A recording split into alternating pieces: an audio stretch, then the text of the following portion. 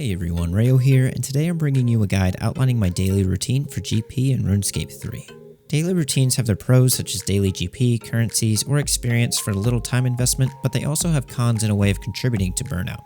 I'm no exception to this situation, which is why I've created this as my daily routine for whenever I get back into Runescape 3 to help me get my bearings back and to start earning enough GP to fund my bossing supplies or skilling adventures. Before starting this guide, I wanted to mention that some of these methods have fairly high requirements to access, while other methods have varying requirements to start versus optimize. These dailies in total take me about 20 to 30 minutes each morning, but depending on your skills, your times could vary.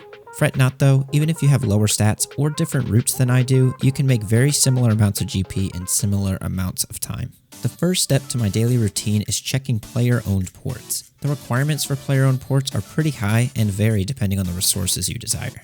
It's required to have level 90 in one of the following skills listed on your screen now, which unlocks access to their respective trade goods. These trade goods each have a different value or use, but some of the more sought after resources are the ancient bones, which are valued at about 500k per bone at current prices. Trade good voyages at the highest levels can bring in about 8 bones per voyage, and you have a chance at finding multiple voyages per day or none. It's a bit random, but on days where you land these missions, you can reel in some immense GP.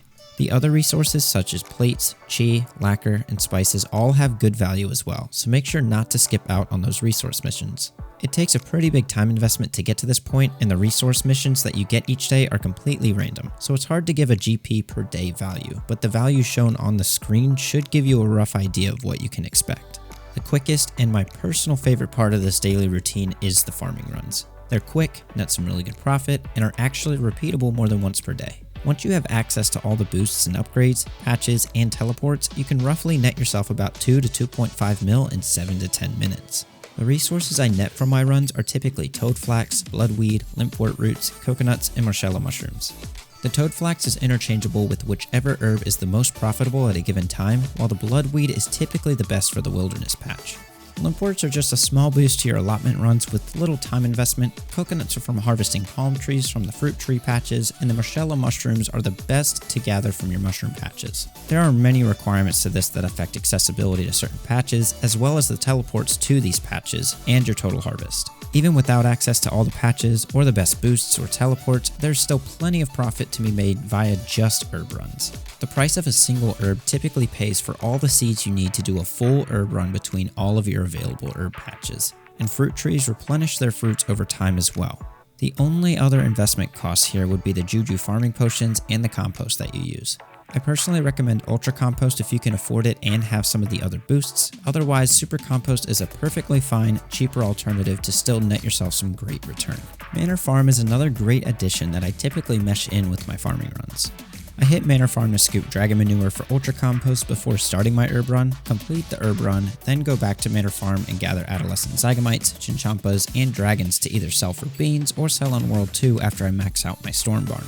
The Ultra Compost is a pretty pricey item that I use for all of my herb runs, coming in at 25k a bucket at current prices, and money saved is money earned, so that's why I like to hit POF before and after my farm runs to get in a few extra buckets to help minimize the need to buy Ultra Compost off the Grand Exchange. Aside from that, your farm animals can pull a decent amount of GP by selling them to other players or by selling unchecked animals to the Grand Exchange. Since checked farm animals are kinda hard to price check, there is a Discord called the Player Owned Farms RS3 Discord. I'll provide the link to that in the video description so you can price check the current animals that you have from your player owned farms. The next thing on the list is Vis Wax. Vis Wax is by far the quickest and the main thing you should never skip each day. Vis Wax is a daily gated item that you earn from the Rune Crafting Guild, earned by tossing X amount of runes into a machine to spit out Vis Wax, which is about 13k a piece at current prices, up to a maximum of 100 Vis Wax per day. If you hit 100 wax, that is 1.3 mil, and it literally takes less than 30 seconds of your time. Goldberg's machine takes 3 runes each day, which vary for each player. The first slot is always the same for everybody, the second slot has 3 different possibilities for everybody, and the last slot is completely different for everyone.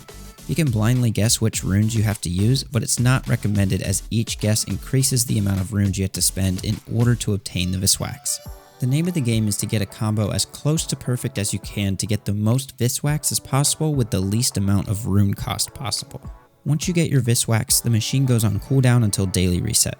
You don't always hit 100 wax, and although it is possible, it's not always recommended due to the varying costs of the different runes. If you want to know what the first 2 slots are, you can find the Vis Wax combination on the Vis Wax Discord, which the link to that Discord is in the video description. And a special bonus to those with 99 rune crafting is that activating the rune crafting skill cape gives you your 3rd rune slot for free, which saves you a ton of guesswork.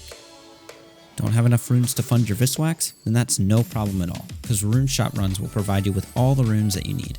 Rune Shop runs are just running to all the various rune shops in Gielinor and buying out all the runes that sell for profit on the GE. At the time of this video, almost all runes are profitable, excluding Natures, Mind Runes, and Death Runes. A full shop run takes about 12 minutes, and although some of the shops have varying quest requirements, other shops are still accessible at level 3. This daily is as simple as it sounds. You run to each magic store in Runescape, buy the runes, and sell them on the GE. That's it. Between all of the shops, you spend about 1.6 mil total in about 12 minutes of time, then sell the runes on the GE for about 2.2 mil profit at the current prices. Or you could hold on to them for Vis Wax combinations. These numbers assume that you have full access to every single shop. Not having access to every single rune shop shouldn't deter you from doing this, as you can still make profit relative to the amount of time and GP you invest. The full GP amount isn't a hard requirement for starting this method either. You'll be running to multiple stores, buying out the runes, and later selling them on the GE. So if you don't have all the money up front, you can go to one store, buy out all the profitable runes that you can afford, sell them on the GE, then go to the next store until you have enough GP. The wiki has a perfect guide for this run, which updates with all of the current GE prices for each rune, the amount that you need to spend, and the list of all available stores with the profit values from each store. I'll provide a link to this page in the video description. The final daily on this list is Sandstone. Sandstone, both the red and crystal variants, are used in Herblore for creating 6-dose potion flasks. You can get 50 of each per day assuming you've done the appropriate quests, increasing to 75 per day if you've done the Elite Desert Diaries for Red Sandstone and have 115 Dungeoneering for Crystal Sandstone. Red Sandstone and Crystal Sandstone create normal potion flasks and crystal potion flasks respectively, which require 89 crafting to actually make them into the final product. The rocks have a lower mining requirement of 81 to gather the sandstone, so even if you don't have the crafting level to make the flasks just yet, you should stock up on sandstone for the day that you do have the crafting requirement. Getting 50 of each flask per day nets you about 900k profit at current prices, and at 75 of each, this increases to 1.35 mil per day.